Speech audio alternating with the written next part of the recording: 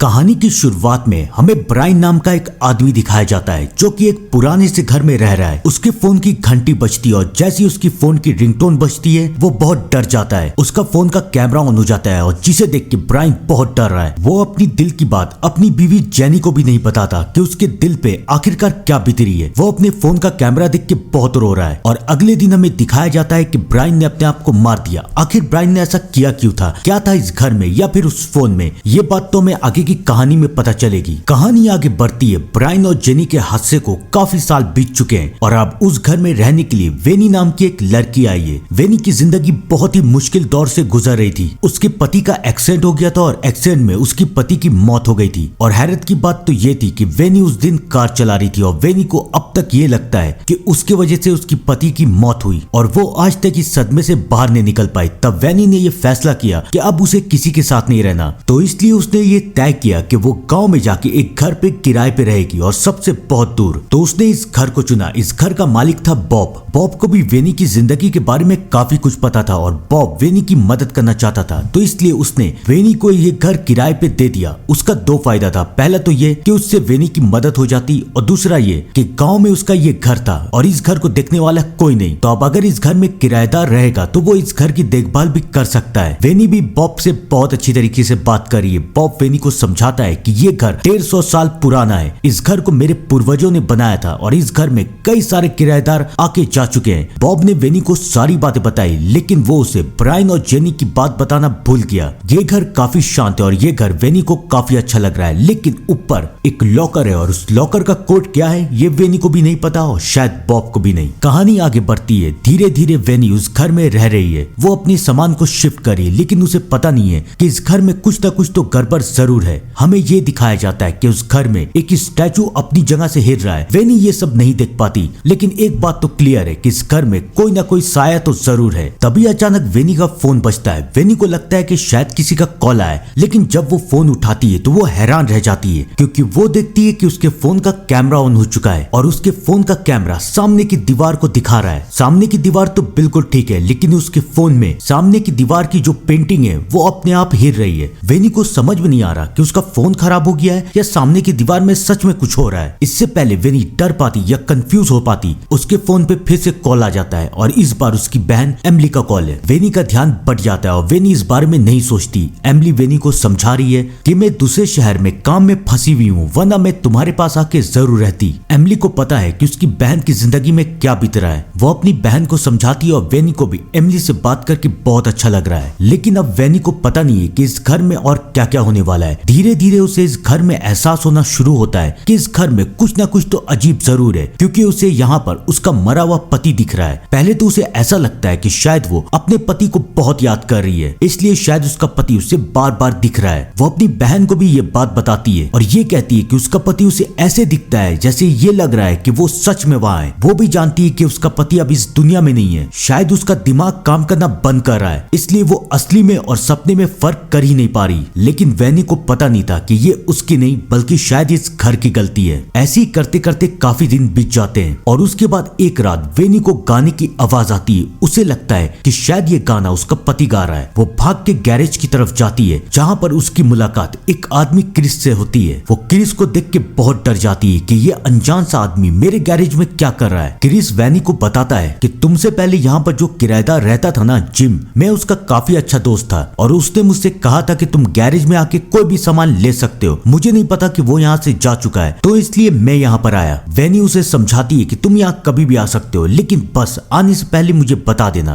Chris मान जाता है। क्रिस एक काफी अच्छा आदमी था। क्रिस तो वहाँ से चला जाता है, लेकिन अगली सुबह वेनी को फिर से उसका मरा हुआ पति दिख रहा है। इस घर में और भी बहुत से अजीब अजीब हादसे हो रहे हैं, जैसे कि वेनी को हमेशा ये लगता है कि एक साया उसके पीछे पड़ा हुआ है। वेनी को इस घर में ब्रायन और उसकी बीवी जेनी की फोटो भी मिली और उसे समझ में नहीं आ रहा है कि वो इसका क्या करे। वेनी काफी परेशान हो चुकी है। वो बाहर गार्डन में घूम रही है। एक बार फिर से उसका फोन बजता है। वो फोन को उठाती है और फिर से उसका कैमरा ऑन हो जाता है। उसका फोन का कैमरा उसे कार के पास लेके जाता है और वेनी ये देखती है कि कार के अंदर उसकी लाश है, यानी कि वेनी मरी हुई है। वेनी को कुछ समझ में नहीं आ रहा है कि ये उसका भ्रम है या फिर ये सच में हो रहा है। क्या है असलियत, क्या है नकली, वेनी को कुछ पता नहीं चल रहा है। इन सब के बीच में सिर्फ एक अच्छी सी बात थी, वो थी क्रिस। क्रिस एक काफी अच्छा आदमी था और उसे वेनी की काफी परवाह मलबा थी। उस एक्सीडेंट के बाद वेनी इतना डर गई थी कि उसने कार चलानी ही छोड़ दी, यहाँ तक कि उसने कार रखनी भी छोड़ दी। और क्रिस को ये बात काफी अजीब लग रही थी कि इस छोटे से शहर में जहाँ पर दूर दूर तक कोई भी मॉल नहीं है, खाने का कोई भी सामान नहीं है, वहाँ वेनी के पास कार नहीं है। तो वेनी पैदल मॉल जाती होगी, खाने का सामान लाती होगी, तो मैं वेनी की मदद कर देता हूँ। वो अपनी कार लेके आता है और वेनी भी मान जाती है। अब शायद वो दोनों काफी अच्छे दोस्त बनते जा रहे हैं, लेकिन शायद उस घर को या फिर उस घर के साये को ये मंजूर नहीं था। वेनी का फोन एक बार फिर से बजता है और इस बार उसका फोन उसे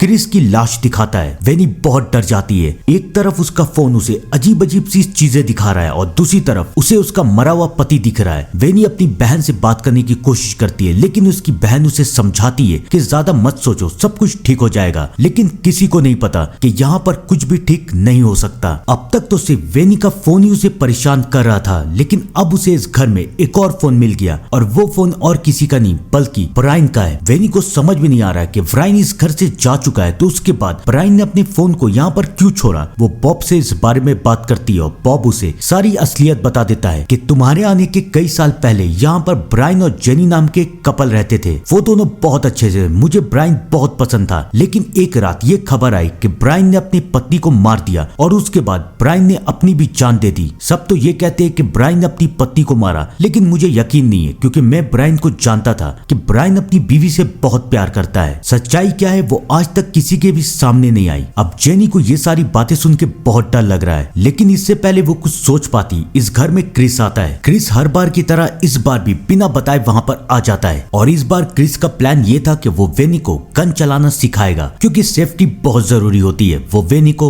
गन चलाना सिखा रहा है। वेनी को भी काफी अच्छा लग रहा है, लेकिन उसके बाद उसे उसका मरा हुआ पति दिखता है और वेनी बहुत रो रही है। क्रिस वेनी को समझाता है और उसके बाद क्रिस वहाँ से चला जाता है। वेनी अपने घर में अकेली है, रात हो चुकी है। उसका फोन एक बार फिर से बजता है। वो फोन उठाती है और फोन का कैमरा उसे लिविंग रूम की तरफ लेके जाता है, जहाँ पर वो ये देखती है कि उसी की परछाई बैठ के एक नोटपैड में लिख रही है और वो ये लिख रही है कि मैं मरने वाली हूँ। वेनी को बहुत डर लग रहा है। उसे ये लग रहा है कि शायद ये फोन उसे उसका फ्यूचर दिखा रहा है, शायद वो भी मरने वाली है, क्रिस भी मरने वाला है और ये सब क्यों होगा, कैसे होगा, किसी को कुछ नहीं पता। वेनी बहुत डर चुकी है। क्रिस भी वेनी के इस डर को महसूस कर रहा था, लेकिन उसे ऐसा लगा कि शायद एक्सीडेंट के बाद वेनी अभी तक ट्रॉमा में। क्रिस वेनी को ट्रॉमा से बाहर निकालना चाहता था, तो इसलिए वो ये चाहता था कि वेनी फिर से कार चलाना शुरू करे, लेकिन वेनी अभी भी इसके लिए तैयार नहीं है। वो क्रिस से कहती है कि प्लीज मेरे साथ ये सब मत करो। उसके बाद वेनी रोते हुए अपने घर की तरफ जा रही है। एक बार फिर से उसके फोन का कैमरा बजता है और वेनी ये देखती है कि सड़क पे एक जानवर मरा हुआ है। वो समझ जाती है कि उसके फोन का कैमरा उसे फ्यूचर दिखा रहा है। वो बहुत डर चुकी है। अब तक तो सिर्फ उसका फोन ही उसे तंग कर रहा था, लेकिन अब ब्रायन का फोन भी बजता है और वेनी ये देखती है कि ब्रायन का फोन उसे सब कुछ दिखा देता है कि कैसे ब्रायन ने ही अपनी बीवी को मारा और उसके बाद ब्रायन ने खुद अपनी जान दे दी। वेनी बहुत डर चुकी है और उसी वक्त वहाँ पर क्रिस आता है। वेनी क्रिस को सारी बातें बता देती है। वो ये भी बता देती है कि मेरी फोन ने मुझे फ्यूचर दिखाया है कि तुम भी मरने वाले हो, मैं भी मरने वाली हूँ। मुझे बहुत डर लग रहा है, मुझे नहीं मरना। क्रिस को लग रहा है कि शायद वेनी ये सारी बातें ट्रॉमा के कारण कह रही है, लेकिन उसे थोड़ा भी अंदाजा नहीं है कि वेनी के साथ ये सचमुच में बीत रहा है। धीरे धीरे वेनी का डर सच में बदलना शुरू होता है। वेनी को वो सारी चीजें दिख रही है जो कि उसके फोन के कैमरा ने उसे पहले दिखाई थी। वेनी ये समझ जाती है कि कुछ ना कुछ प्रॉब्लम तो उसके फोन में, शायद कोई शैतानी ताकत उसके फोन को कंट्रोल कर रही है। वो अपने फोन को फेंक देती है। उसे ऐसा लगता है कि शायद ऐसा करने से उसकी सारी मुसीबत खत्म हो जाएगी और अब वो ये फैसला कर चुकी है कि वो इस घर से भी चली जाएगी। लेकिन बेचारी वेनी को पता नहीं था कि खौफनाक सफर तो अब शुरू हुआ है और यहाँ से आता है इस कहानी का एक खौफनाक क्लाइमैक्स। वेनी के कमरे से फिर से फोन की रिंगटोन की आवाज आती है और वेनी ये देखती है कि उसका फोन नदी से वापस उसके घर में आ चुका है। वो अपने फोन को डरते हुए उठाती है और इस बार उसके फोन का कैमरा वेनी के चेहरे को ही दिखा रहा है। वेनी अपने फेस को देख रही है, लेकिन उसके बाद वेनी का फेस एक शैतानी स्माइल करता है और उसके बाद फिर वेनी का फेस एक शैतानी रूप में उस फोन से बाहर आ जाता है। यानी कि जो शैतान फोन के अंदर से वेनी को डरा रहा था अब वो शैतान फोन से बाहर आ चुका है, वो भी वेनी का रूप लेके। वेनी उसे देख के बहुत डर जाती है। वो उससे पूछती है कि तुम मुझसे चाहती क्या हो। वो शैतान वेनी को कहता है कि मैंने इस घर में बहुत किसी को तंग किया है, हर कोई यहाँ पर आता है और फिर मैं उसके फोन की मदद से उन्हें परेशान करती हूँ और उसके बाद उन्हें मरने पे मजबूर कर देती हूँ, और जब वो मर जाते हैं तो उनका रूप लेके इस दुनिया में जाती हूँ और अपनी जिंदगी जीती हूँ। और जब ये शरीर भी खत्म हो जाता है तो फिर मैं वापस इस घर में आ जाती हूँ अपने एक नए शिकार की तलाश में। लेकिन